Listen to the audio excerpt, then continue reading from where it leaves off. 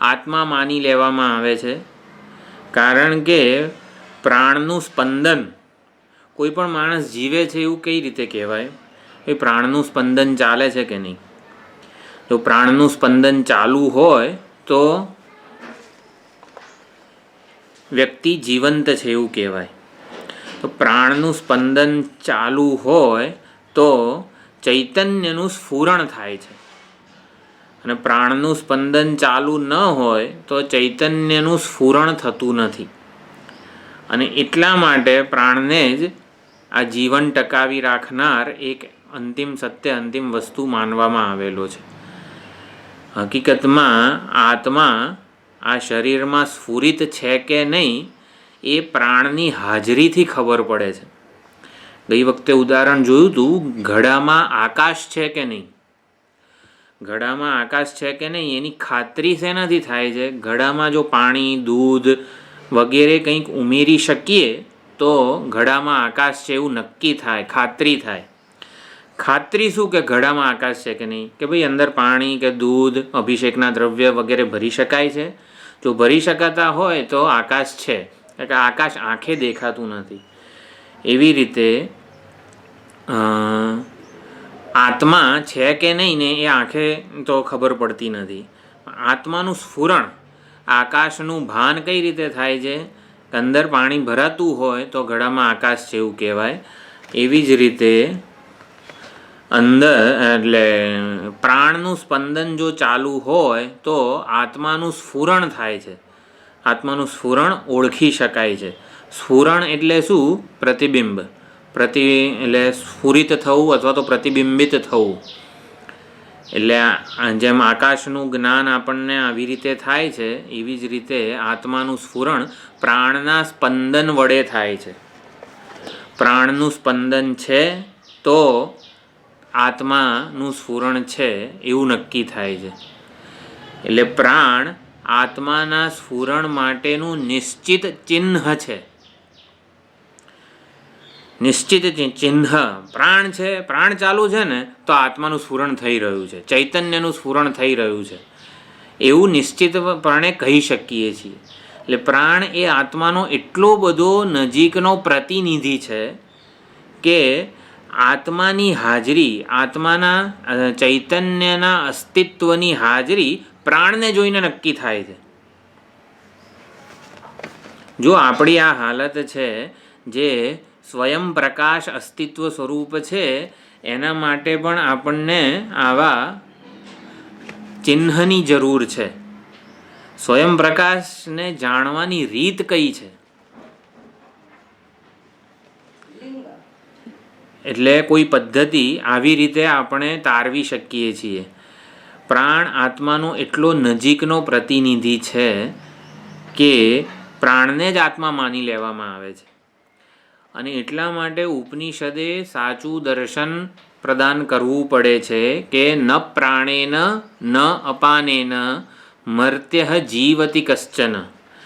આ જીવ જે છે એ પ્રાણ કે અપાન વડે જીવતો નથી, પરંતુ ઇતરેણ તુ જીવંતી. પ્રાણ અને અપાન, પ્રાણ અપાન વ્યાન ઉદાન સમાન, આ પાંચે પાંચ વાયુઓ સંવાદિત વ્યવહાર કરે છે. કારણ કે જો ઇતરેણ તુ જીવંતી એવું કીધું, એનાથી કેટલી બધી વસ્તુઓ પુરવાર થાય છે. અથવા તો ઉપનિષદ આપણને કહે છે કે પ્રાણ અપાન વ્યાન ઉદાન સમાન જે પાંચે પાંચ તંત્રો ચલાવે છે, આપણો સમગ્ર જીવન વ્યવહાર ચલાવે છે, એ ઇતરેણ તુ જીવંતી એટલે કે પ્રાણ અપાનથી વિલક્ષણ કોઈક છે, વિલક્ષણ આત્મ ચૈતન્ય છે. વળી ચૈતન્ય પ્રાણ અપાનનો કોઈ ભાગ નથી, એનાથી સ્વતંત્ર છે. પ્રાણ અપાન વગેરેનો સ્વતંત્ર પ્રયોગતા છે. જો પ્રયોગતા એનો પ્રયોગ કરનાર છે, એનો નિયામક છે, એમનો આશ્રય છે. પ્રાણ અપાન વગેરે એના આશ્રયે રહીને કામ કરે છે, સ્વતંત્ર રીતે કામ કરતા નથી. એના આશ્રયે રહીને કામ કરે છે, એના સહારે કામ કરે છે. વળી પ્રાણ અપાન વગેરે વાયુઓને પૂછીએ કે તમે કોના માટે આટલી બધું કામ કરો છો? જન્મ્યા ત્યારથી મૃત્યુ પર્યંત પ્રાણ અપાન વગેરે પાંચે પાંચ તંત્રો આપણા જીવનના ચલાવે છે. તો પ્રાણ અપાન કે અમે તો અમારા માટે કરીએ છીએ. ના, ચેતન પ્રયોગતા જે અન્ય જે વિલક્ષણ જે સ્વતંત્ર છે એના માટે આત્મા માટે પ્રાણ અપાન ચાલી રહ્યા છે.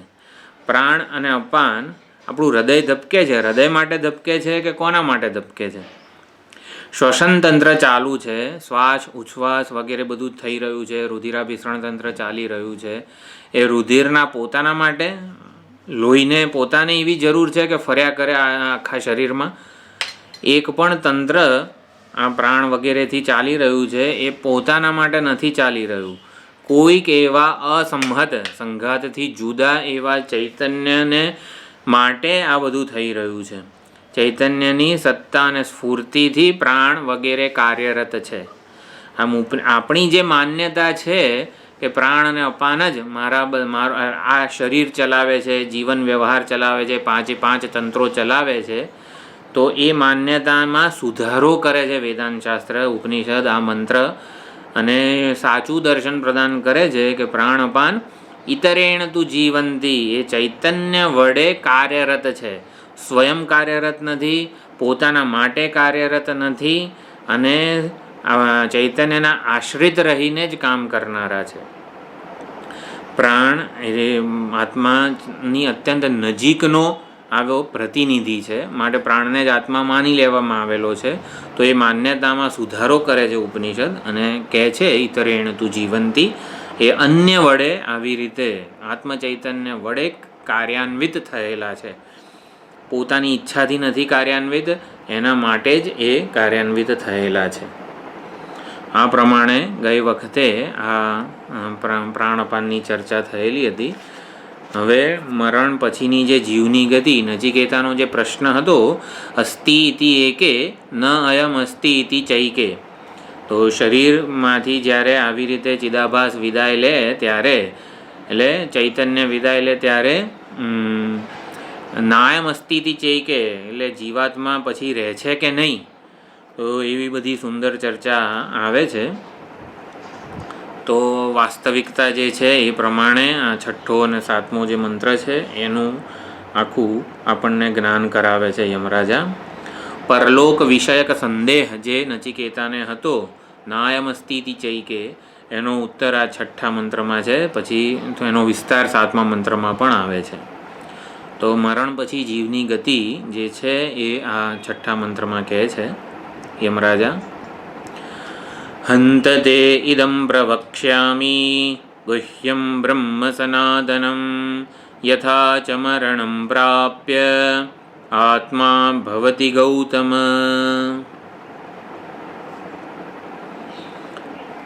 ગૌતમ, હે ગૌતમ, હે નચિકેતા, યથા ચ મરણં પ્રાપ્ય, એટલે મરણ પામ્યા પછી યથા આત્મા ભવતી, આ જીવાત્માનું શું થાય છે તે હંતતે ઇદમ પ્રવક્ષ્યામિ, હવે હું તને કહીશ.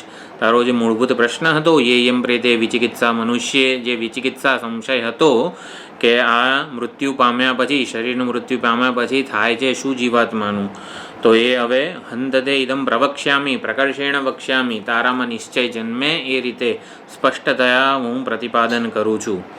ગુહ્યમ બ્રહ્મ સનાતનમ, આ આત્મા બ્રહ્મ છે, આત્માનું વાસ્તવિક સ્વરૂપ પરમ બ્રહ્મ છે. નિર્વિશેષ જે ચૈતન્ય છે એનું જે વાસ્તવિક સ્વરૂપ છે અપરિચ્છિન્ન, નિર્વિશેષ ચૈતન્ય એટલે પ્રત્યેગાત્મા, અને એનું વાસ્તવિક સ્વરૂપ એ અપરિચ્છિન્ન છે, બ્રહ્મ છે, પરમ બ્રહ્મ છે, સનાતન છે. એ સ્વરૂપ જે છે એ વિશે હું તને કહીશ. એ અત્યંત રહસ્યમય છે, ગુહ્ય છે, અને માટે તને સ્પષ્ટતયા નિર્ધારણ થાય એ રીતે હું તને કહીશ. આત્માનું બ્રહ્મ સ્વરૂપ, આત્મા એટલે હું એટલે જેને હું આ એક ઉપાધિમાં ઉપલબ્ધ ચૈતન્ય માનું છું, એ વાસ્તવમાં સર્વાત્મા છે, એટલે કે અપરિચ્છિન્ન છે. દેશકાળ કે વસ્તુ આ ત્રણેયના કોઈ એની સીમાથી મર્યાદિત થયું નથી, દેહાદિથી વિશિષ્ટ થયું નથી. ક્લાસ ચાલુ છે એટલે જે જોઈતું હોય ને એ 100 રૂપિયાવાળા 5, 110 વાળા નહીં, એવું કહી દે. ત્યાં બહાર જઈને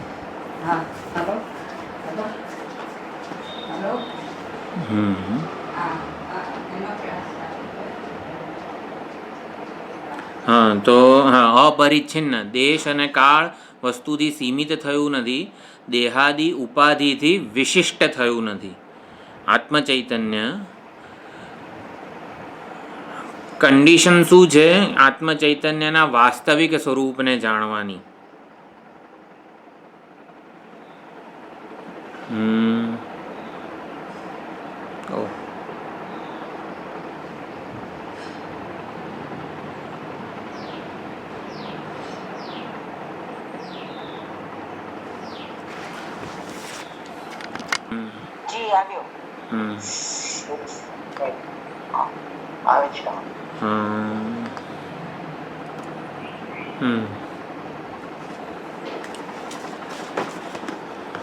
ચૈતન્યના વાસ્તવિક સ્વરૂપનું નિર્ધારણ કરવું હોય, અન્વેષણ કરવું હોય, તો અત્યારે શું આપણે માનીએ છીએ? ચૈતન્યને દેહાદિ ઉપાધિથી વિશિષ્ટ માનીએ છીએ અને દેશકાળ વસ્તુથી સીમિત માનીએ છીએ. તો એનું વાસ્તવિક સ્વરૂપ અહીંયા ગુહ્યમ બ્રહ્મ સનાતનમ કહીને, સનાતનમ કહીને શું કીધું? દેશકાળ વસ્તુની સીમાથી એ પરિચ્છિન્ન થતું નથી, અતીત છે એવું કહે છે. પરબ્રહ્મ કહીને સ્વગત, સજાતીય, વિજાતીય ત્રણેય ભેદથી એ અતીત છે. અને આ જે પ્રત્યેગાત્મ ચૈતન્ય છે એ દેહાદિ ઉપાધિથી વિશિષ્ટ થયેલું નથી, દેહાદિ ઉપાધિથી વિલક્ષણ છે એવું અહીંયા કહેવામાં આવે છે. આ 6ઠ્ઠા શ્લોકમાં એના વાસ્તવિક સ્વરૂપનું અન્વેષણ કરવામાં આવે છે. ચૈતન્ય આપણે જે અત્યારે આત્માને માની બેઠા છીએ એ સોપાધિક રૂપ છે આત્માનું. અત્યારે જે હું મને પોતાને માનું છું એ આત્મચૈતન્યનું સોપાધિક રૂપ છે.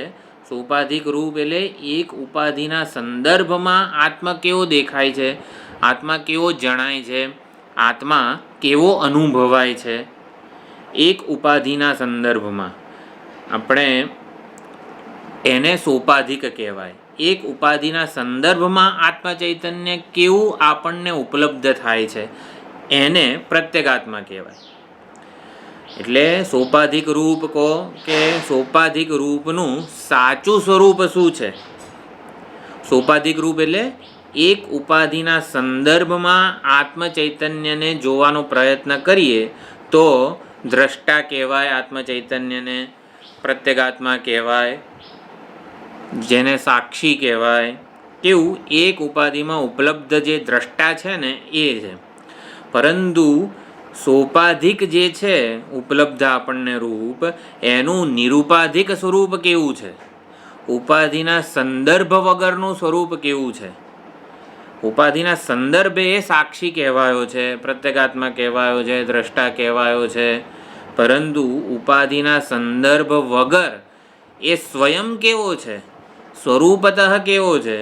તો કે અપરિચ્છિન્ન છે, સ્વગત, સજાતીય, વિજાતીય ભેદથી રહિત છે. આ પ્રમાણે ગુહ્યમ બ્રહ્મ સનાતનમ છે. આત્મા ભવતી ગૌતમ મરણ એટલે યથાચ મરણમ પ્રાપ્ય, જ્યારે એનો દેહાદી ઉપાધિ સાથે સંબંધ રહેતો નથી ત્યારે એ કેવો છે? પોતે ગુહ્યમ બ્રહ્મ સનાતનમ, એ સનાતન બ્રહ્મ છે, અપરિચ્છિન્ન ચૈતન્ય છે. આ પ્રમાણે આ શ્લોકને ગોઠવવાનો છે.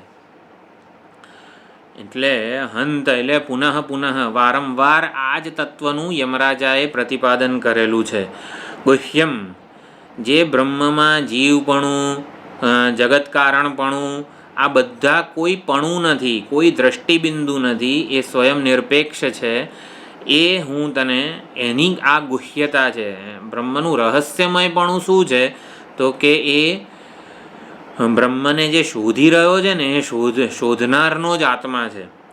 બ્રહ્મની બાબતમાં સૌથી મોટું રહસ્ય શું છે? દુર્લભ મોંઘું બ્રહ્મજ્ઞાન. આ બ્રહ્મજ્ઞાનને દુર્લભ અને મોંઘું કેમ કીધું છે?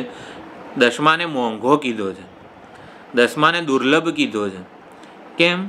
જ્યાં સુધી એને શોધનારો છે ને એ શોધનારના સ્વરૂપે જ છે અને શોધવાનો પ્રયત્ન ચાલુ છે ને ત્યાં સુધી એ મળવાનો નથી. આ દસમાનું રહસ્ય છે. દસમાનું રહસ્ય શું છે? દસમાને શોધનારો જે છે પોતે દસમો, અને છતાં શોધ ચાલુ છે ને ત્યાં સુધી એ મળવાનો નથી. શોધવાથી મળે ને એ બ્રહ્મ નથી. આ એનું રહસ્ય છે. બ્રહ્મને શોધવાથી જે મળે ને એ બ્રહ્મ નથી. આ એનું રહસ્ય છે. તો શોધવાથી મળે એ બ્રહ્મ નથી. શોધનારનું સ્વરૂપ, શોધનારનું મૂળ એ છે બ્રહ્મ. આ એનું રહસ્ય છે, ગુહ્યતમ છે. આપણને દરેકને બ્રહ્મ જ્ઞાનની અમુક, જેને કહેવાય ને લાક્ષણિકતા અથવા તો અજોડતા સ્પર્શી ગયેલી છે. દરેકને જુદી જુદી રીતે સ્પર્શેલી છે કે આ દસમાની શોધ કેવી રોમાંચક છે આપણા માટે. આપણે બધા દસમાને એટલે પોતાને જ શોધી રહ્યા છીએ જુદી જુદી રીતે, અને એ દસમું કંઈક રહસ્યમય રીતે મળવાનો છે. કઈ રીતે? એ રહસ્ય શું છે? આ જ રીતે શોધનારના સ્વરૂપે મળે છે. આ બધા વાક્યો એટલા બધા રહસ્યમય છે કે આપણને એને શોધવાની જે પદ્ધતિ છે ને એ જ રોમાંચક લાગે છે. આ બધે આવું શ્રવણ કરીએ ને ત્યારે, જ્યારે જે ક્ષણે જે બ્રહ્મને શોધવા જાય છે ત્યારે જ તે ક્ષણે તે જ બ્રહ્મ છે. બ્રહ્મની શોધ આપણે 10 વર્ષ પહેલાં શરૂ કરી. સ્વામીજીના લેક્ચર સાંભળ્યા, જાહેર યજ્ઞમાં ગયા હતા અને બહુ સુંદર ભગવદ્ ગીતા ઉપર પ્રવચન સાંભળ્યા. પછી વેદાંતનો સ્પર્શ થયો અને પછી બ્રહ્મને શોધવા નીકળ્યા હતા. જ્યારે જે ક્ષણે અને જ્યાં અને જે શોધી રહ્યો છે ને એ જ ક્ષણે એ બ્રહ્મ ત્યાં જ છે, એ જ છે, એ પોતે જ છે. એટલે શોધ આમ તો અનાદિકાળથી ચાલુ છે. અનાદિકાળથી બ્રહ્મને શોધી રહ્યા છીએ, અને છતાં પણ બ્રહ્મ જરા પણ જે ક્ષણે શોધ ચાલુ હતી ને એ ક્ષણે પોતે હતો હાજર, આપણાથી જરાય દૂર નહોતું. આ એનું રહસ્ય છે. આ એની રોમાંચકતા છે કે જેને શોધાઈ રહ્યો છે, જેને શોધી રહ્યા છીએ ને એ વર્તમાન સ્વરૂપે નિત્ય પ્રાપ્ત છે, છતાં શોધ ચાલુ છે એની. એટલે કૃષ્ણ ભગવાનની વાત છે ને કે એને સંતાતા આવડતું નથી. એ સર્વના હૃદયમાં જઈને બેસી ગયા છે. એમને 100% ખબર છે આખા ગામમાં શોધી વળશે જીવો મને, પણ પોતાના હૃદયમાં જોવાના નથી. અને પરમાત્મા આવી રીતે દ્રષ્ટા રૂપે સંતાઈ ગયા છે અથવા તો ઉપલબ્ધ છે. અને દ્રષ્ટા સિવાય બધા દૃશ્યોમાં બ્રહ્મની શોધ ચાલુ છે. એક જ જગ્યાએ બ્રહ્મની શોધ ચાલતી નથી, એટલે એને પ્રયત્ન થતો નથી. દ્રષ્ટાના સ્વરૂપે બ્રહ્મની શોધ નથી ચાલતી. હંમેશા બ્રહ્મની શોધ દૃશ્યમાં થઈ રહી છે. કંઈક વિશિષ્ટ, કંઈક દિવ્ય, કંઈક અનુભવ થાય, કંઈક આમ. એટલે દૃશ્ય રૂપે બ્રહ્મની શોધ ચાલી રહી છે. આ એનું સૌથી મોટું રહસ્ય છે. જ્યાં સુધી દૃશ્ય રૂપે શોધ ચાલે છે ત્યાં સુધી બ્રહ્મ આપણાથી અળગું જ રહેવાનું છે અને એ ચાલુ જ રહેવાની છે. તો કરવાનું છે શું હવે? ચલો આપણે સમજ્યા. આ વાક્યો તો એવું કહે છે કે દ્રષ્ટા રૂપે એને શોધીએ. જો દ્રષ્ટા રૂપે એને શોધવાનો પ્રયત્ન કરે તો સૌથી પહેલી તો શોધ જ સંપન્ન થઈ જાય, પૂરી થઈ જાય. શોધ ન રહે ને તો જ એ દ્રષ્ટા રૂપે ઓળખાય. એટલે કરવાનું છે શું? આપણે કરીએ છીએ શું? ચલો કરવાનું છે શું એ તો બહુ સાંભળ્યું છે આપણે. કરી શું રહ્યા છીએ? બ્રહ્મનું રહસ્ય શું છે? આપણે જે બ્રહ્મને શોધી રહ્યા છીએ ને એમાં એ શોધ કઈ રીતે ચાલે છે? આપણે વેદાંતનું આટલું શ્રવણ કર્યું એટલે આપણને ખબર છે કે બ્રહ્મ દ્રષ્ટાનું સ્વરૂપ છે. યુ આર વોટ યુ સીક. જે શોધી રહ્યો છે એ સ્વરૂપે જ બ્રહ્મ રહ્યો છે. દ્રષ્ટાના સ્વરૂપે, પ્રત્યેગાત્મ સ્વરૂપે જ બ્રહ્મ રહેલું છે. આવું આપણે જાણીએ છીએ, ઓળખીએ છીએ, સ્પષ્ટપણે સમજીએ પણ છીએ આટલા વેદાંતના શ્રવણથી. તો પછી દ્રષ્ટાના સ્વરૂપે બ્રહ્મ ઓળખાઈ કેમ નથી ગયું? આપણે હું શું થોટ પ્રોસેસ છે એ સમજાવવાનો પ્રયત્ન કરું છું. આપણે જે જાણ્યું કે આ શોધનારો જ પોતે બ્રહ્મ છે અને એ પોતાને દૃશ્યમાં શોધી રહ્યો છે, તો દૃશ્યમાં બ્રહ્મ કેમ નથી મળતું? કારણ કે બ્રહ્મ દૃશ્ય રૂપે નથી, દ્રષ્ટાના સ્વરૂપે રહેલું છે. તો આટલું આપણને ખબર પડી ગઈ કે બ્રહ્મ દૃશ્ય રૂપે મળવાનું નથી, દ્રષ્ટાના સ્વરૂપે જ એ પ્રાપ્ત થઈ શકે છે. તો પછી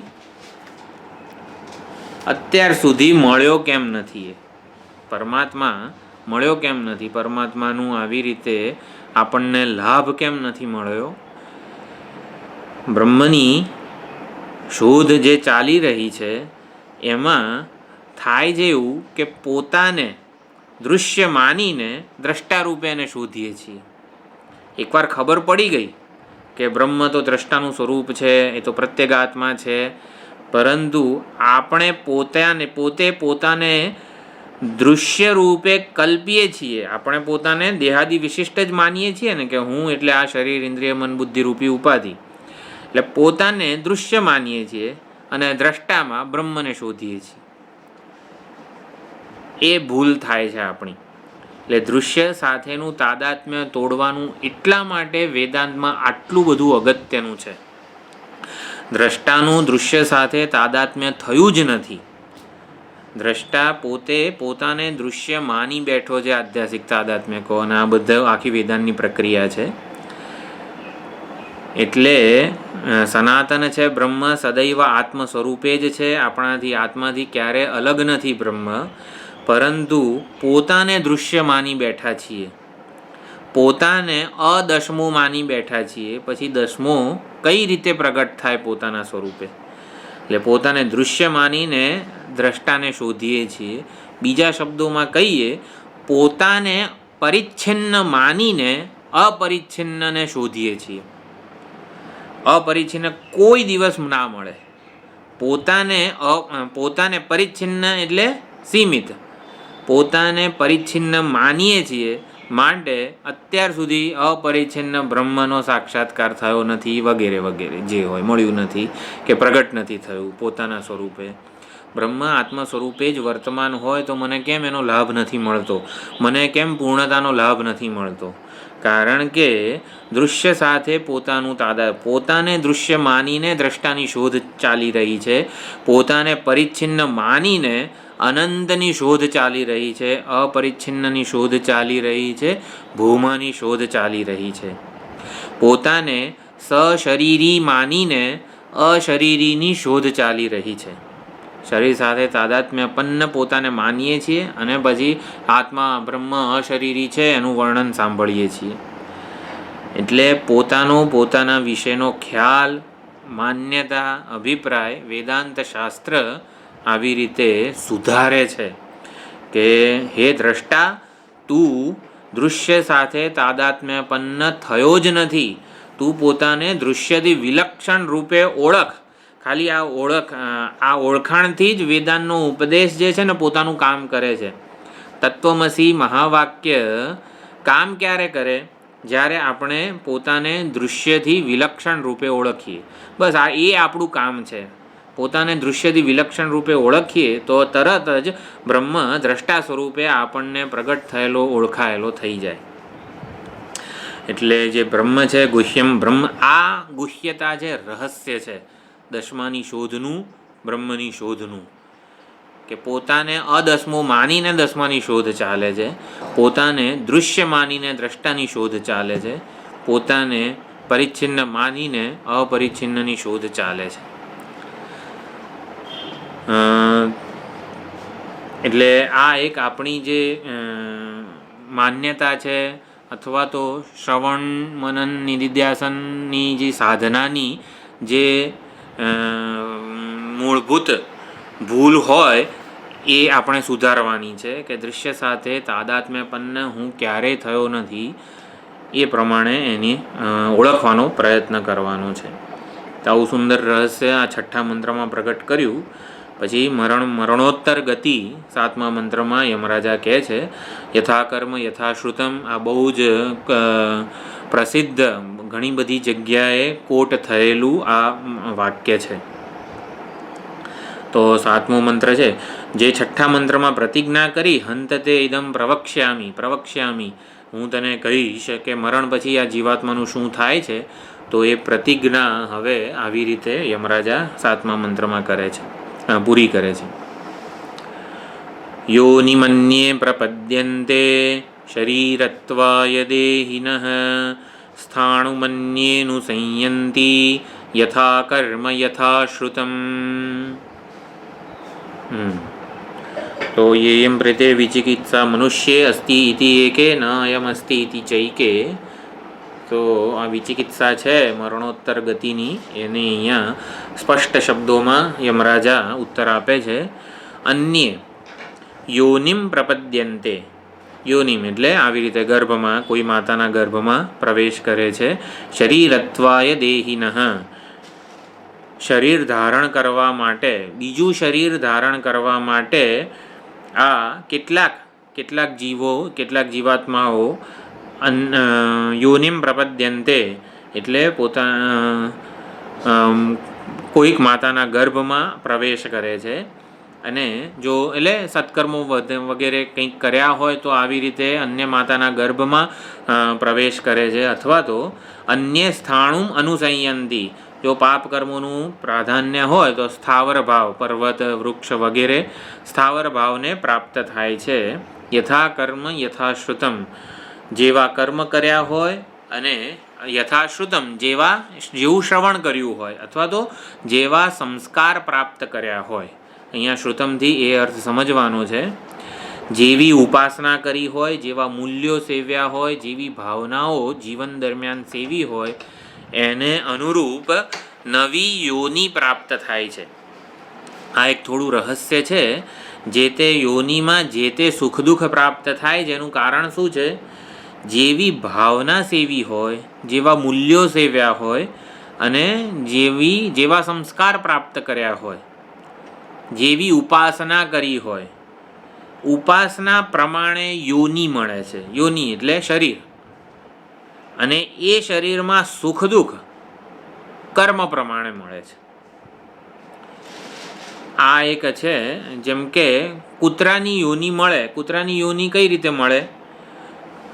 તો જેવી ભાવના સેવી હોય જીવન દરમિયાન, મનુષ્ય જીવન દરમિયાન, એ પ્રમાણે કૂતરાની યોની મળે. પણ કૂતરો પણ 5 કરોડની ઓડી ગાડીમાં ફરતો હોય છે, અત્યંત સુખી, એસી ને આહા, એને ખાવાનું પીવાનું જલસા હોય છે. તો કૂતરાની યોનીમાં પણ શેરીમાં રખડતા જે કૂતરાઓ હોય એના કરતાં આવી રીતે કોઈ કરોડપતિના ઘરે જે કૂતરો જન્મે એટલે જે રહે એને કેવું સુખ હોય, એકદમ નિરાત હોય છે. અનેક ભોગો, ઉત્કૃષ્ટ ભોગો એને ભોગવવા મળે છે. એટલે છે શું કૂતરાની યોની, પરંતુ એમાં પણ ઉત્કૃષ્ટતા છે. તો યોનીનું કારણ ઉપાસના છે, અને જે તે યોનીમાં સુખ દુઃખ કર્મ પ્રમાણે મળે છે. તો આ એક સુંદર રહસ્ય યમરાજા અહીંયા પ્રગટ કરે છે. આપણે વિચારીએ, જેવું જેનું કર્મ હોય, જેવી જેની ઉપાસના હોય, જેણે જે પ્રમાણે ઉપાસના એટલે કે જેવા મૂલ્યો, જેવી ભાવનાઓ સેવી હોય એને ઉપાસના કહેવાય. તો એ પ્રમાણે આ જે નિયમ છે કર્મનો, ઉપાસનાનો, એ અફર નિયમ છે. એમાં કોઈ પ્રકારની બાંધછોડ ચાલતી નથી. એટલે નિયમ સનાતન છે, સર્વત્ર પ્રવર્તમાન છે. જેવું યથા કર્મ યથાશ્રુતમ, જેવું કર્મ કર્યું હોય અને યથાશ્રુતમ જેવા સંસ્કાર પ્રાપ્ત કર્યા હોય, જેવું શ્રવણ કર્યું હોય, જેવી ભાવના સેવી હોય, જેવા મૂલ્યો સેવ્યા હોય, એ પ્રમાણે આખું જીવન આપણું આપણા મૂલ્યો, નિર્ણયો, ભાવનાઓના આધારે થતું હોય છે. એટલે કર્મ અને ભાવના આ બેથી પરિણામ નક્કી થતું હોય છે. જે વાસના લઈને આ દેહનો ત્યાગ થાય, એ વાસના લઈને નવો જન્મ એને જીવાત્માને મળતો હોય છે. પુણ્યકર્મોનું અત્યંત ઉત્કૃષ્ટ પુણ્યકર્મો હોય, અત્યંત ઉત્કૃષ્ટ પુણ્યકર્મો હોય તો દેવ યોની મળે. અત્યંત નિકૃષ્ટ પાપ કર્મો હોય તો નરક યોની મળે. પાપ કર્મ અને પુણ્ય કર્મોની સમાનતા હોય તો મનુષ્ય યોની મળે, પણ એમાં જો સત્કર્મોનું પ્રાધાન્ય હોય તો મનુષ્ય યોનિ મળે, દુષ્કર્મોનું એટલે નું પ્રાધાન્ય હોય તો પશુ પક્ષી કીટક વગેરે. મર્ત્યલોકમાં જન્મ ક્યારે થાય? બંને સમાન હોય તો થાય. પણ મર્ત્યલોક આ પૃથ્વીલોક જે છે એમાં પણ મનુષ્યો પણ છે અને ઇતર જીવો પણ છે. તો થોડુંક સત્કર્મો જો વધારે હોય, ફલોન્મુખ થયા હોય તો મનુષ્ય યોનિ મળે, અને દુષ્કર્મોનું પ્રાધાન્ય હોય તો પશુ પક્ષી કીટક પતંગિયા વગેરે યોનિ મળે. તો મનુષ્યને પ્રિવિલેજ છે, કર્મ કરી શકે છે, ઉપાસના કરી શકે છે અને જ્ઞાન પણ પ્રાપ્ત કરી શકે છે. આ ત્રણ વસ્તુ મનુષ્યેતર જીવોને નથી. કર્મ કરવાની સ્વતંત્રતા નથી, ઉપાસના કરવાની સ્વતંત્રતા નથી. ઉપાસના એટલે કંઈક ઉત્કૃષ્ટ ભાવના અથવા તો નિકૃષ્ટ ભાવના સેવવાની સ્વતંત્રતા મનુષ્યેતર જીવોને નથી. આમ બળદને એના માલિક પ્રત્યે પ્રેમ ભાવ જાગે અથવા તો ગુસ્સો આવે એવું નથી હોતું. એટલે ઉપાસના કહો, ભાવના કહો, એ પણ મનુષ્યેતર જીવોમાં નથી. એટલે કર્મ, ઉપાસના અને જ્ઞાન આ ત્રણ વસ્તુઓ મનુષ્યને જ પ્રાપ્ત છે. મનુષ્ય સત્કર્મ કરી શકે છે, ઉપાસના કરી શકે છે, તત્વજ્ઞાન પણ પ્રાપ્ત કરી શકે છે. એટલે મનુષ્ય યોનિ કો, દેહ કો, એને આવી રીતે પ્રિવિલેજ, અધિકાર પ્રાપ્ત થયેલા છે અને માટે એનો સદુપયોગ કરે, શાસ્ત્ર પ્રમાણે શાસ્ત્રોક્ત જીવન જીવે, વેદોક્ત જીવન જીવે, વર્ણાશ્રમ ધર્મનું અનુષ્ઠાન કરી શકે એવું માત્ર ને માત્ર મનુષ્યને જ છે. એ પ્રિવિલેજ અથવા તો એ પ્રમાણેની તક આપવામાં આવી છે મનુષ્યોને કે વર્ણાશ્રમ ધર્મનું પાલન કરી શકે. તો સ્વકર્મ વિદ્યા અનુસારેણ શરીર ગ્રહણાર્થમ યોનિમ પ્રપદ્યંતે. પોતાના જેવા કર્મ હોય અને ઉપાસના હોય, એટલે આ બહુ ફેમસ વાક્ય છે બૃહદારણ્યક ઉપનિષદનું, તમ વિદ્યા કર્મણી સમન્વારભેતે પૂર્વ પ્રજ્ઞા ચ. વિદ્યા, કર્મ અને પૂર્વ પ્રજ્ઞા આ ત્રણેય દ્વારા જીવાત્મા જે છે ને એ આ બંડલ વિદ્યા, કર્મ અને પૂર્વ પ્રજ્ઞા આ લઈને અહીંથી વિદાય લે છે. જીવાત્મા પોટલું બાંધે છે ત્યારે એના પોટલામાં શું લઈ જાય છે? એક સ્થૂળ શરીરને છોડીને બીજા સ્થૂળ શરીરમાં જાય ત્યારે જીવાત્મા પોટલું બાંધે છે. એ પોટલામાં શું હોય છે? હા,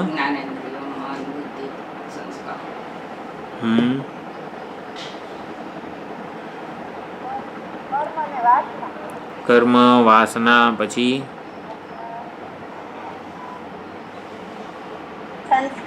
સંસ્કાર, પછી ઘણી બધી વસ્તુઓ છે પોટલામાં.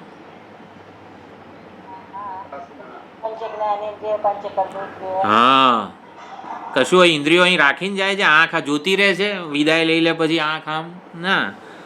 જ્ઞાનેન્દ્રિયો લઈને જાય છે, પછી કર્મેન્દ્રિયો લઈને જાય છે, પછી હા પ્રાણ પણ લઈને જાય છે. શરીર ધબકતું હોય છે, વિદાય લઈ લે પછી ના. પુર્યષ્ટક, કરણ કલાપ બધું લઈને જાય છે. પ્રાણ કો, અંતઃકરણ કો, પછી પંચ મહાભૂત જે અંશ રૂપે પ્રવેશ કરેલો હતો એ બધું લઈને જાય છે. પછી બીજું કંઈક આમ તો વાસના ને બધું આવી ગયું એમાં. અવિદ્યા, કામ અને કર્મ એ પણ લઈને જાય છે. જો અવિદ્યા, કામ, કર્મ મૂકીને જાય તો મુક્ત થઈ જાય પછી. એટલે જ્ઞાનેન્દ્રિયો, કર્મેન્દ્રિયો, પ્રાણ, અંતઃકરણ, પંચમહાભૂતનો અંશ, અવિદ્યા, કામ, કર્મ આ બધાનું પોટલું બાંધે અને જે સ્થૂળ શરીરને ત્યાગે એ સ્થૂળ શરીરનું મૃત્યુ થાય અને પોતાના કાયિક માનસિક કર્મોને અનુસરીને નવો દેહ ધારણ કરે. અને જે દેહ ધારણ કરે ને એમાં આ પોટલું ખોલે. જેવું પોટલું ખોલે ને એવું જે વસ્તુઓ હતી જ્ઞાનેન્દ્રિયોના સ્થાનમાં જતી રહે ગોલકમાં, કર્મેન્દ્રિયો, પ્રાણ આ બધા પોતપોતાના સ્થાનોમાં ગોઠવાઈ જાય. એટલે આ પ્રમાણે આની મરણોત્તર ગતિ છે. થોડુંક હજી આ શ્લોક વિશે સમજીએ, બીજી વાર જોઈન્ટ થઈએ.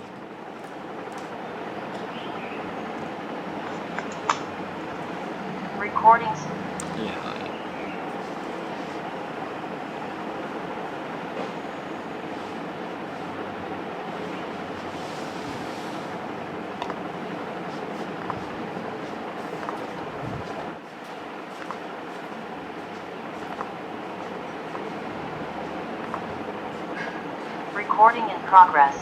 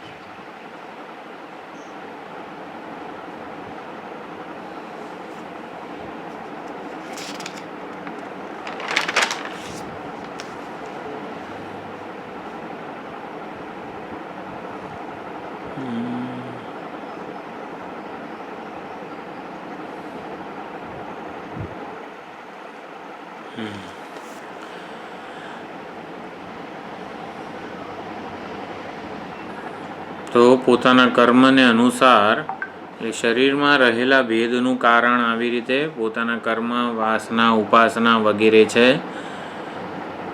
ઉપાસના કો, વિજ્ઞાન કો, માનસ કર્મ કો, આ બધા અનુસાર યોની મળે છે.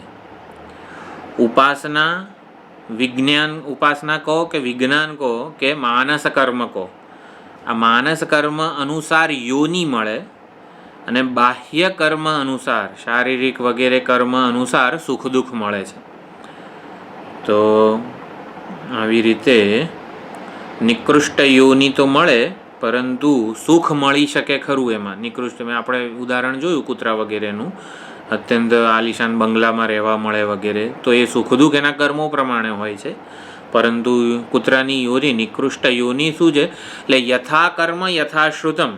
તો યથાશ્રુતમ જો નીચ હોય, પાપ હોય, એટલે નિકૃષ્ટ ભાવનાઓ સેવી હોય તો એને નિકૃષ્ટ યોની મળે. પરંતુ જો સુખ મળે છે એટલે કર્મો સારા હોય, એટલે એ પ્રમાણે યથા કર્મ યથાશ્રુતમ, કર્મ અને ભાવના બંને મહત્ત્વના છે. અને એટલા માટે આપણને આવી રીતે યોગ્ય ભાવનાપૂર્વક કર્મો કરવાનું કહેવામાં આવે છે. સિમ્પલ કોઈક ફિઝિકલી કોઈક કામ કરીએ, સારામાં સારું કામ કરીએ, સત્કર્મ કરીએ, એટલું પર્યાપ્ત નથી. સત્કર્મ પાછળની ભાવના ખૂબ જ અગત્યની છે. અત્યંત ઉત્કૃષ્ટમાં ઉત્કૃષ્ટ સત્કર્મ હોય, યજ્ઞકર્મ હોય, પરંતુ અહંકારની પુષ્ટિ માટે, હું કંઈક છું એવું બતાવવા માટે, આમ બીજાને પછાડવા માટે સત્કર્મ થયું હોય તો એને નીચો દેખાડવા માટે મારે એક કંઈક ઉત્કૃષ્ટ કર્મ, કંઈક યજ્ઞ યાગ કરું. દક્ષ પ્રજાપતિનું એ જ થયું હતું. આટલો ઉત્કૃષ્ટ યજ્ઞ થયો, ઉત્કૃષ્ટમાં ઉત્કૃષ્ટ બધા ઓલા હોતા, એટલે કે બ્રાહ્મણો હતા. યજમાનથી માંડીને બધા, એટલે યજમાન તો પોતે હતા, દક્ષ કુશળ હતા, બધું જ જ્ઞાન હતું, અત્યંત ઉત્કૃષ્ટ સત્કર્મ હતું, છતાં પણ વિધ્વંસ થયો. એને કયું બકરાનું કે ગમે તે યોની પ્રાપ્ત, એનું શરીર પ્રાપ્ત થયું. વાત એમ છે કે સત્કર્મનું અભિમાન ના હોવું જોઈએ. સત્કર્મ કરીએ ત્યારે સત્કર્મનું અભિમાન ના હોવું જોઈએ. સત્કર્મ એટલે સ્વાર્થ ના હોવો જોઈએ. સ્વાર્થ ભાવના સાથે સંકળાયેલો છે. સ્વાર્થ ભાવના ગમે તેવા સત્કર્મને દૂષિત કરી શકે છે. દૂષિત કરી શકવાની સંભાવના, જેને કહેવાય ને પોટેન્શિયલ, જો સ્વાર્થ વૃત્તિ હોય, સ્વાર્થ ભાવના હોય ને, તો આપણું સત્કર્મ દૂષિત થઈ શકે છે. પાપ સ્પર્શી શકે છે. અને અભિમાન, હું કરું છું એવું, એટલે સકામ ભાવના કો, સ્વાર્થ વૃત્તિ કો અને અભિમાન, આ વસ્તુઓ સત્કર્મ જે છે ને એને પણ આવી રીતે એની પણ એટલે યોગ્ય જેનું ફળ મળવું જોઈએ ને એ ન મળી શકે જો આપણે સ્વાર્થ અને અભિમાન પૂર્વક સત્કર્મ કર્યું હોય. એ ખાસ સુધરવું જોઈએ. યથાકર્મ યથાશ્રુતમ, એટલે જો શ્રુત એ યથાશ્રુતમ ઠીક ઠીક હોય, બહુ પાપ નહીં બહુ પુણ્ય નહીં, એટલે પાપ અને પુણ્ય બંને સમાન ભાવનાઓ સેવી હોય તો મનુષ્ય યોનિ મળે. પરંતુ કર્મો ખરાબ હોય તો દુઃખી થઈએ, કર્મો સારા હોય તો સુખી પણ થઈએ. શુચિનામ શ્રીમતામ ગેહે, એટલે આવી રીતે અત્યંત સંસ્કારી કુટુંબ મળેલું હોય. આપણે ખૂબ જ ભાગ્યશાળી છીએ કે આવી રીતે સંપ્રદાયવિદ આચાર્યોનો આપણને લાભ મળેલો છે. આપણા કેટલાય જન્મો માં આપણે નિષ્કામ ભાવનાપૂર્વક આવી રીતે કર્મો કર્યા હશે, ત્યારે આ જન્મમાં આપણને આવું સુંદર તક મળેલી છે. ગઈ વખતની ઋષિકેશની શિબિર હતી ત્યારે કૈલાસ આશ્રમના પીઠાધીશ્વર દિવ્યાનંદજી મહારાજ આવ્યા હતા. ત્યારે આ કીધું હતું, કશ્ચિદ યતતિ સિદ્ધે મનુષ્યાણામ સહસ્રેષુ નહીં અનેક જન્મ સંસિદ્ધ, એ વિષય એમણે સમજાવ્યો હતો.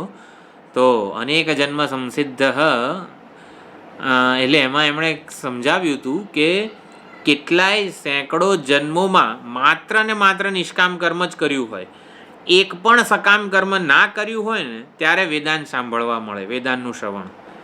તમે વિચાર જ કરીએ ખાલી આ જીવનમાં આપણે ચાલો થોડા ઘણા નિષ્કામ કર્યા હોય, વધુમાં વધુ તો સકામ જ કર્યા હોય, પરંતુ એવા કેટલાય જન્મો હશે કે જેમાં માત્ર ને માત્ર નિષ્કામ કર્મો કર્યા હોય ત્યારે વેદાંત શ્રવણની તક મળે છે. એક જીવનમાં એક સકામ કર્મય ભૂલથી ના થયું હોય.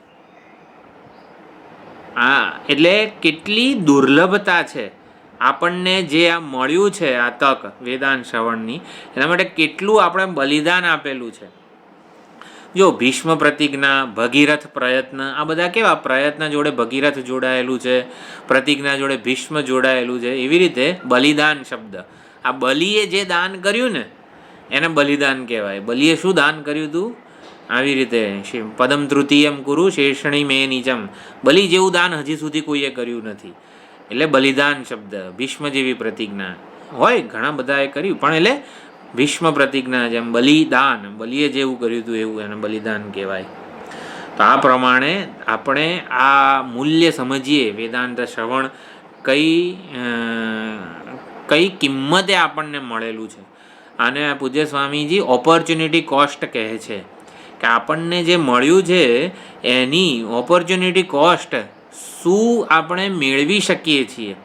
આ મનુષ્ય શરીર મળેલું છે, સંપ્રદાયવિદ મહાત્માઓનો સત્સંગ મળેલો છે, વેદાંત શ્રવણ મળેલું છે, એને સમજી શકીએ છીએ, જીવનમાં ઉતારવાનો પ્રયત્ન પણ ચાલુ છે. એટલે આવું બધું આપણને પ્રાપ્ત થયેલું છે.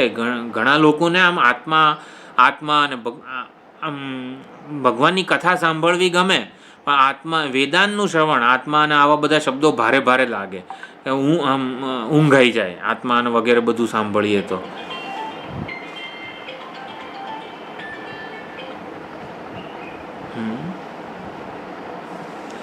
એટલે આ બધું આપણને સુંદર રીતે પ્રાપ્ત થયેલું છે.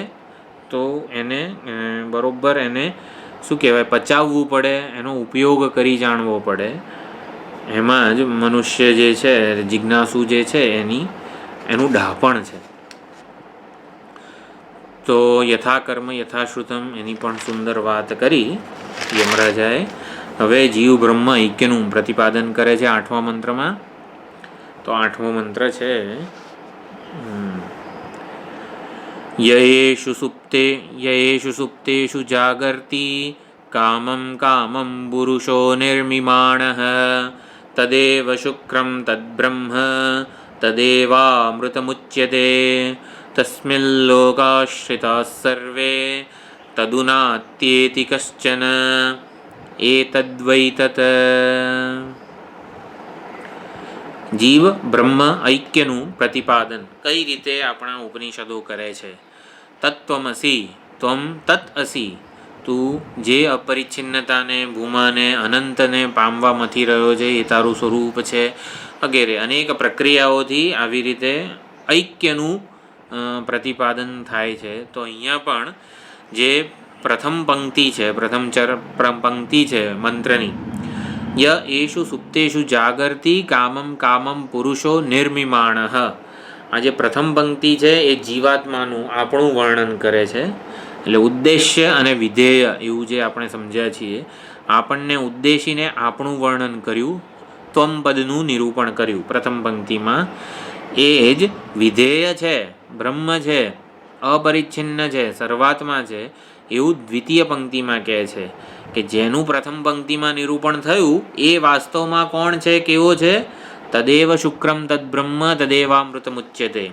એવી રીતે આ જીવાત્મા કહો, પ્રત્યેગાત્મા કહો, દ્રષ્ટા કહો, સાક્ષી કહો, એ શુક્ર છે, શુદ્ધ છે, બ્રહ્મ છે, અમૃત સ્વરૂપ છે એવું અહીંયા સીધે સીધું તત્વમસી જેવું સીધે સીધું પ્રતિપાદન કરવામાં આવ્યું છે.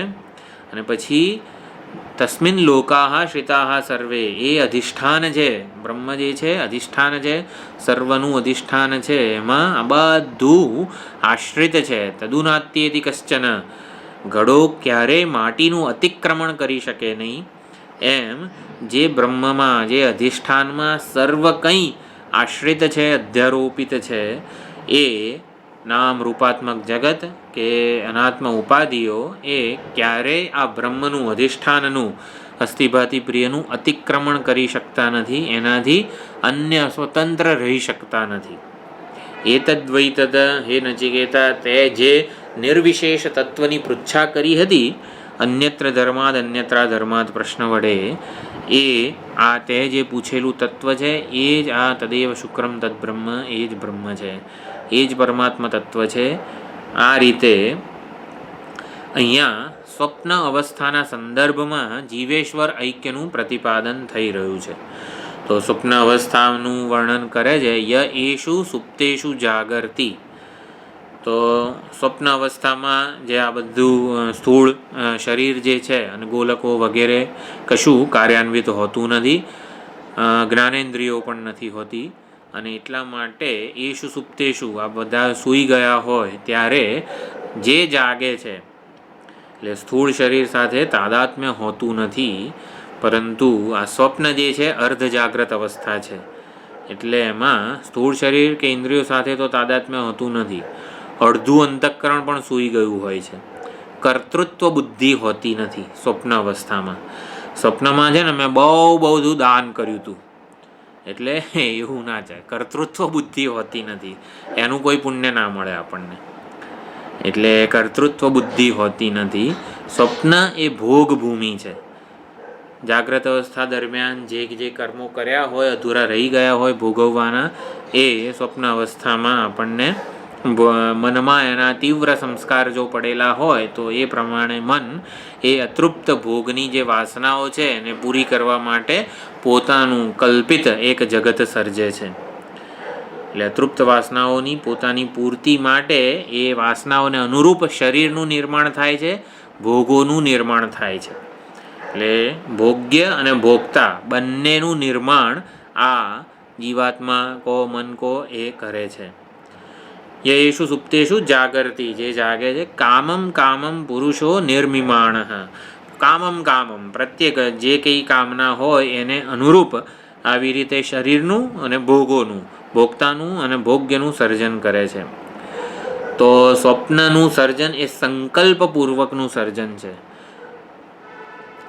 તો આ વ્યાવહારિક જગત જે છે એ ઈશ્વરનો સંકલ્પ છે. ઈશ્વરે સંકલ્પપૂર્વક આ સમગ્ર જગતનું સર્જન કરેલું છે, અને સ્વપ્નનું સર્જન એ આપણા વ્યષ્ટિ સંકલ્પનું સર્જન છે.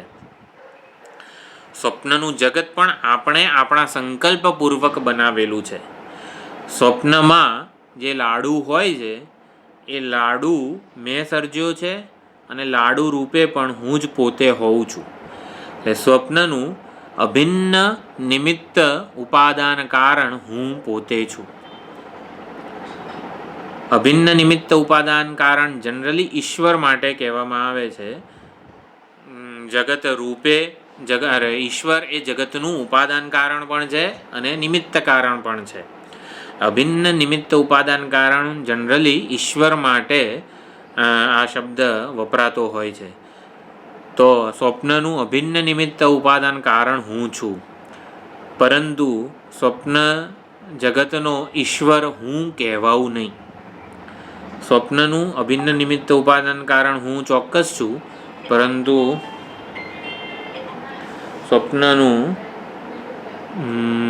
સ્વપ્ન જગતનો ઈશ્વર હું કહેવાવું નહીં. ઈશ્વર સંકલ્પપૂર્વક જગતનું સર્જન કરે છે, પરંતુ જગતના સર્જનમાં ઈશ્વર સ્વતંત્ર છે. કોઈને અધીન રહીને જગતનું સર્જન કરે છે એવું નથી. ઈશ્વર સ્વતંત્ર છે, શાસક છે, નિયંતા છે જગતનો. એમ હું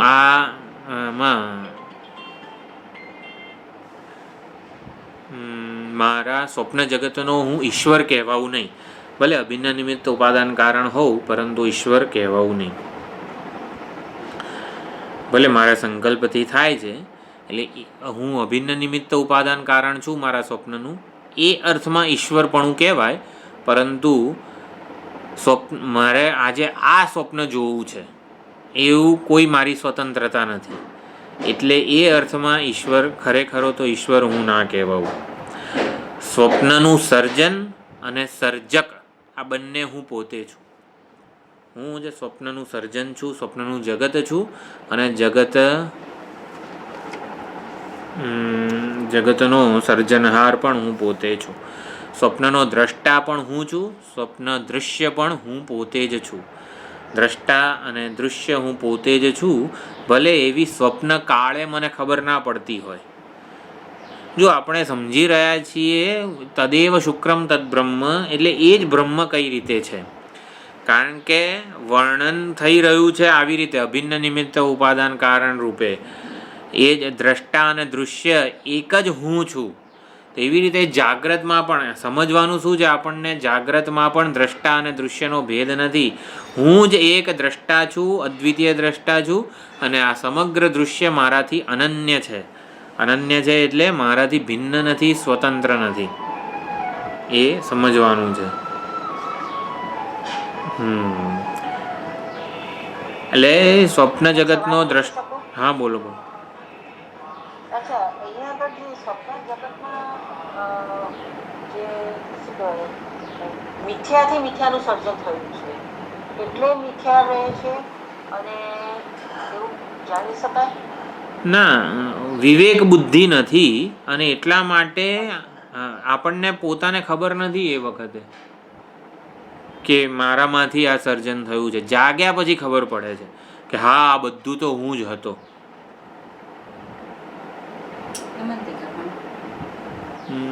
પણ જે સંકલ્પ થયા તો મિથ્યાત્વ બુદ્ધિથી સંકલ્પ થયા હોય.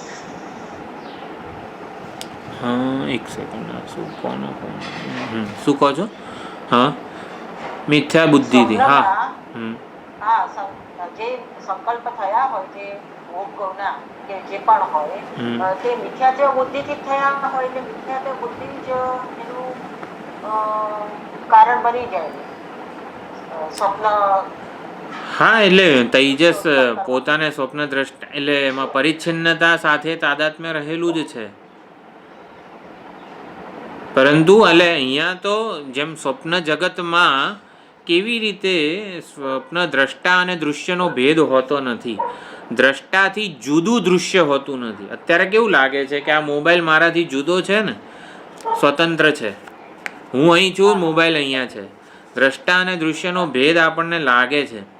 એવું સ્વપ્નમાંથી જાગ્યા, સ્વપ્નમાં એવું લાગે, પણ જાગ્યા પછી તો એવું જ થાય છે ને કે હા, હું જ દ્રષ્ટા હતો અને હું જ દૃશ્ય હતો. એટલે દૃશ્ય દ્રષ્ટાથી જુદું નથી. વેદાંતની આ બધી પ્રક્રિયાઓને સમજવા માટે આ સ્વપ્ન જે છે ને એ ખૂબ જ અગત્યનું છે. સ્વપ્નાવસ્થાનો વિચાર, બધા સિદ્ધાંતો, બધી પ્રક્રિયાઓ ગોઠવાઈ જાય છે સ્વપ્નમાં. સ્વપ્ન જગતની વિચારણા કરતી વખતે આપણને એવું લાગે કે દૃશ્ય તો દ્રષ્ટાથી જુદું જ હોય ને.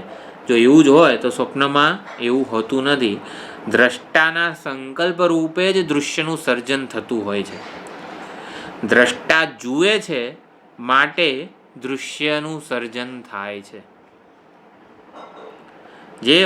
જે ક્ષણે દ્રષ્ટા જોવાનું બંધ કરે એ ક્ષણે દૃશ્ય સર્જાવાનું જ બંધ થઈ જાય. આ જ હકીકત અત્યારે વ્યાવહારિક જગતમાં છે. સ્વપ્ન જગતની હકીકત ક્યારે જણાય છે? જાગ્યા પછી જણાય છે. તો જાગવું એટલે શું? હા બોલો. હું એમ કહું છું કે સ્વપ્નમાં જેમ હું જ છું બધું, એવી રીતે જાગ્રતમાં એમ જ માનવાનું કે આ બધું હું જ છું એમ. ઓળખવાનું, માનવાનું નથી. હા, એટલે હા, ઓળખવાનું. જાણવાનું. કઈ રીતે હું જ છું જાગ્રતમાં પણ?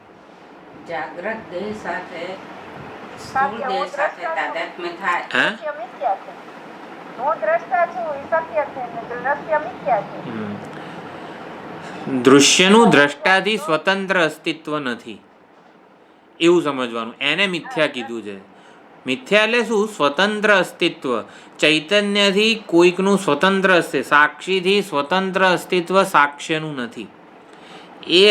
એ અર્થમાં એને મિથ્યા કીધું છે. એટલે દ્રષ્ટાનું અદ્વિતીયત્વ જાણવાનું છે, દૃશ્યનું અનન્યત્વ જાણવાનું છે. આ વેદાંતની પ્રક્રિયા છે. દ્રષ્ટા અને દૃશ્યનું એકત્વ. હવે એકત્વ એટલે શું?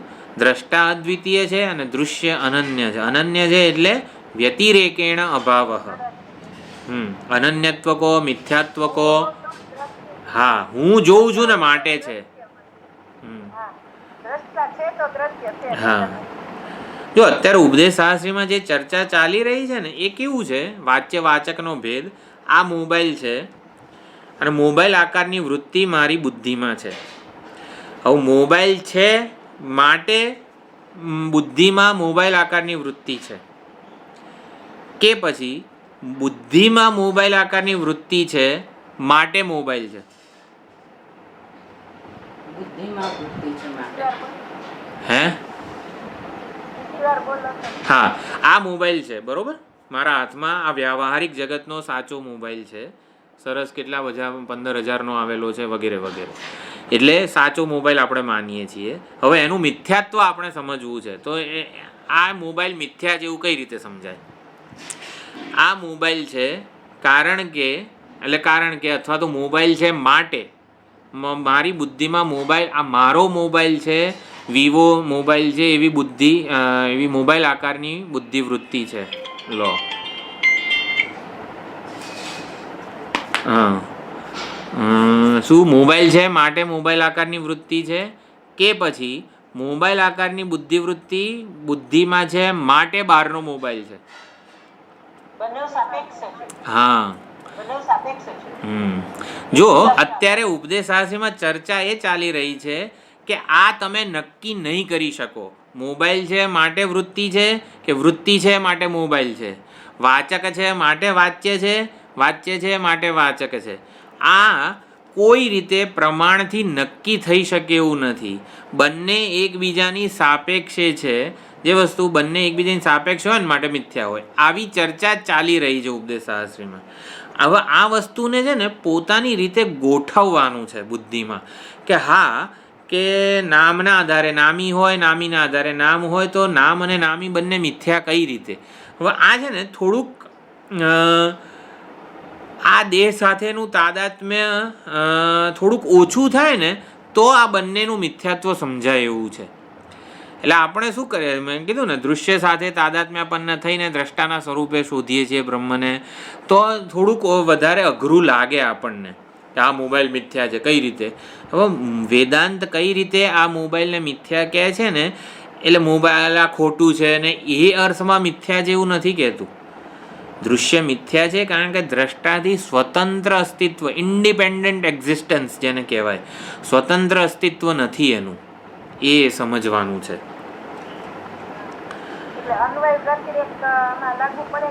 હા, અન્વય વ્યતિરેકથી પણ. જોનારો જુએ છે ને ત્યાં સુધી જગત છે.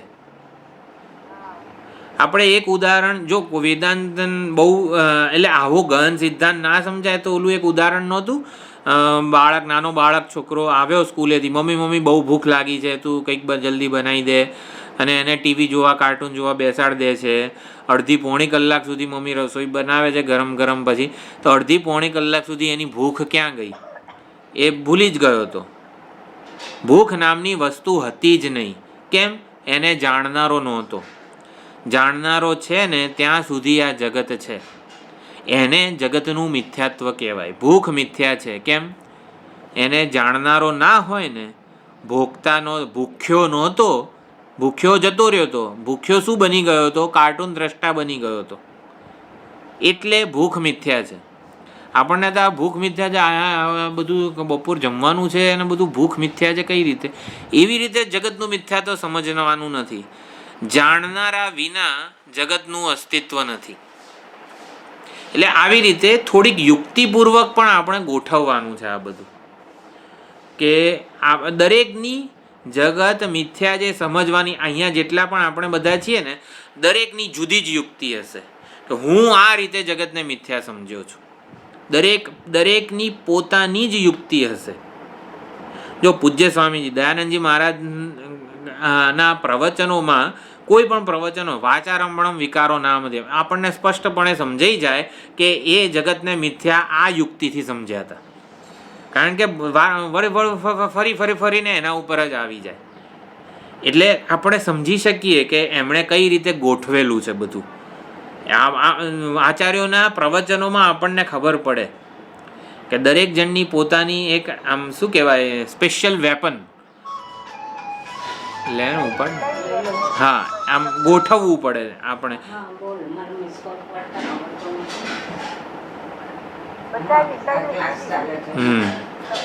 હા, થોડુંક વિચાર પણ કરવો પડે અને આમ ગોઠવવું પડે, જેને બુદ્ધિમાં ગોઠવવું પડે એવું હું એમ કહેતો હોઉં છું કે દરેક જણે જાતે હું આ લખવાનું છે ને એટલે જ કરું છું કે આપણી થોટ પ્રોસેસ, આપણી વિચાર પ્રક્રિયા ડેવલપ થાય, એ ખૂબ જ જરૂરી હોય છે.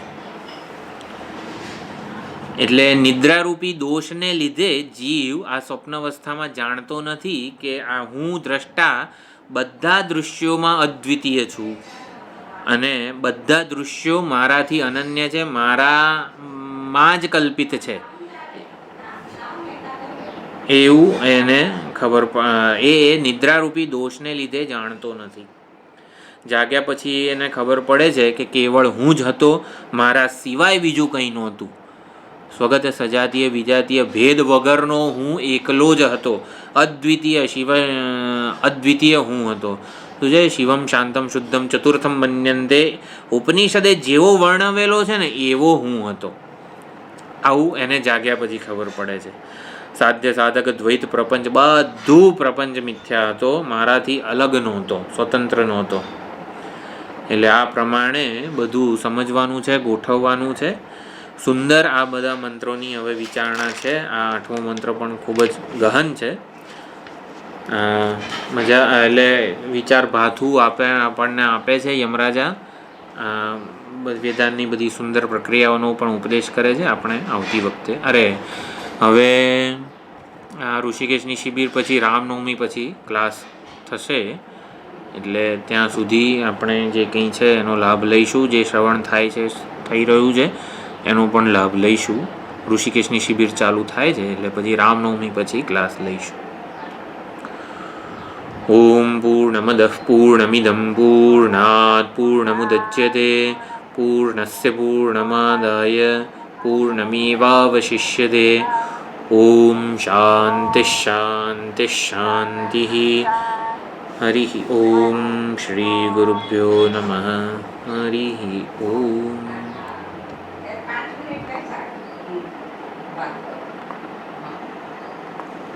Recording stop.